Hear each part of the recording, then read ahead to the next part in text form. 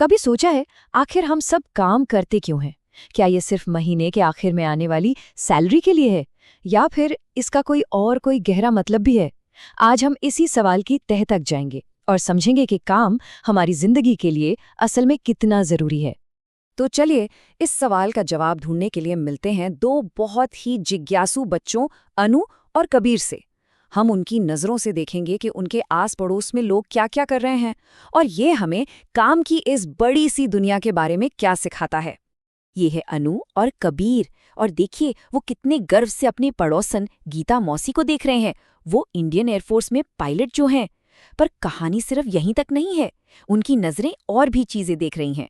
कोई दुकान पर सामान बेच रहा है तो कोई लैपटॉप पर कोडिंग कर रहा है। मतलब हमारे चारों तरफ कितने अलग अलग तरह के काम हो रहे हैं ना।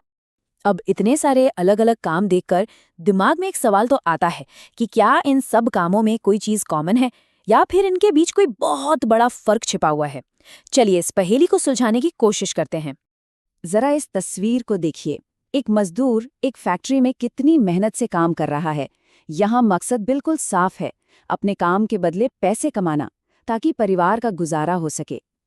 तो ये हुई काम की पहली कैटेगरी, जिसे हम कह सकते हैं आर्थिक गतिविधि। और अब मिलिए कबीर के दादाजी से।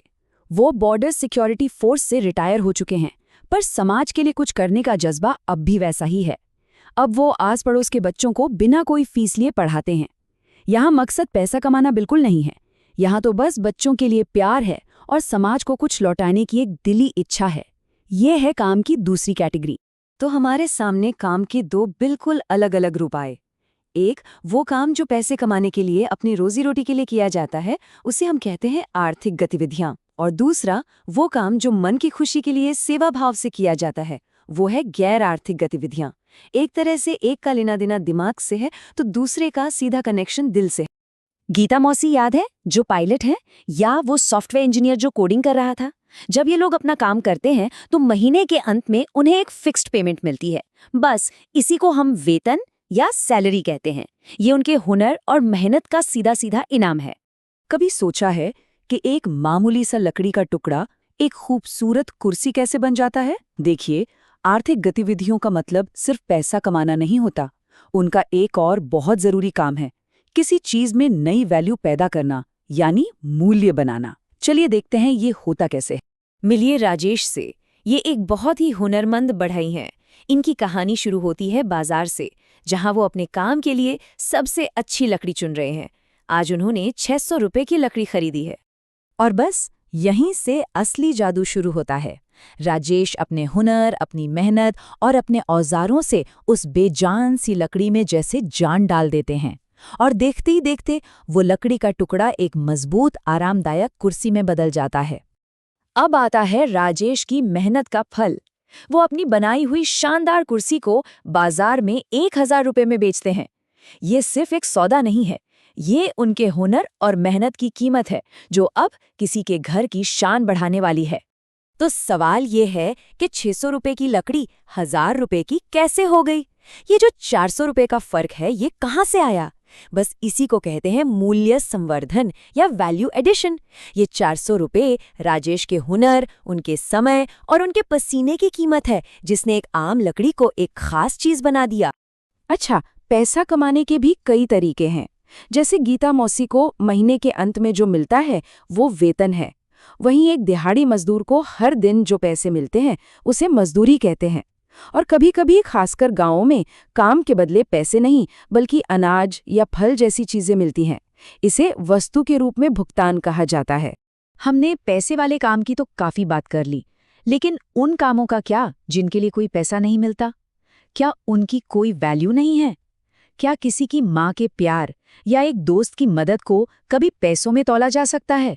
बिल्कुल नहीं। चलिए अब काम के इस अनमोल पहलू को भी समझते हैं। गुरुद्वारे में चल रहे लंगर की इस तस्वीर को देखिए। यहाँ हर कोई बिना किसी भेदभाव के एक साथ बैठकर खाना खाता है, और जो लोग ये सेवा कर रहे हैं वो पैसे के लिए नहीं कर रहे, वो ये मन की शांति के लिए, दूसरों की मदद करने से मिलने वाली खुशी के लिए कर रहे हैं। यही तो है निस्वार्थ सेवा की असली ताकत। जब लोग साथ मिलकर अपने मोहल्ले की सफाई करते हैं या वन महोत्सव में पेड़ लगाते हैं तो उन्हें कोई सैलरी नहीं मिलती, पर वो अपने लिए, आने वाली पीढ़ियों के लिए एक बेहतर समाज बना रहे होते हैं। स्वच्छ भारत अभियान जैसे कार्यक्रम हमें यही सिखाते हैं कि बिना पैसों के भी हम अपने समुदाय के लिए बहुत बड़ा योगदान दे सकते हैं। तो हमने एक तरफ राजेश को कुर्सी बनाकर अर्थव्यवस्था में योगदान देते देखा और दूसरी तरफ लंगर में सेवा करके समाज को जोड़ते हुए। इससे एक बात तो बिल्कुल साफ हो जाती है, एक खुशहाल और मजबूत समाज को चलाने के लिए इन दोनों ही तरह के कामों की अपनी अपनी जगह है और दोनों ही बेहद जरूरी। इसे ऐसे समझिए कि समाज एक गाड़ी की तरह है, तो जो आर्थिक गतिविधियां हैं वो उस गाड़ी का इंजन है जो उसे तरक्की की राह पर दौड़ाती हैं। लेकिन सिर्फ इंजन से क्या होगा अगर गाड़ी में दिल ही न हो? तो जो गैर आर्थिक गतिविधियां हैं वो उस समाज का दिल है जो उसमें प्यार, दया और इंसानियत को जिंदा रखती हैं। एक के बिना दूसरा सच में अधूरा है। और हम आपको इसी एक सवाल के साथ छोड़कर जा रहे हैं।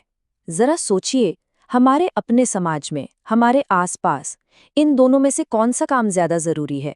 वो जो पैसे के लिए किया जाता है या वो जो बिना किसी उम्मीद के किया जाता है? इसका जवाब शायद उतना आसान नहीं है जितना लगता है।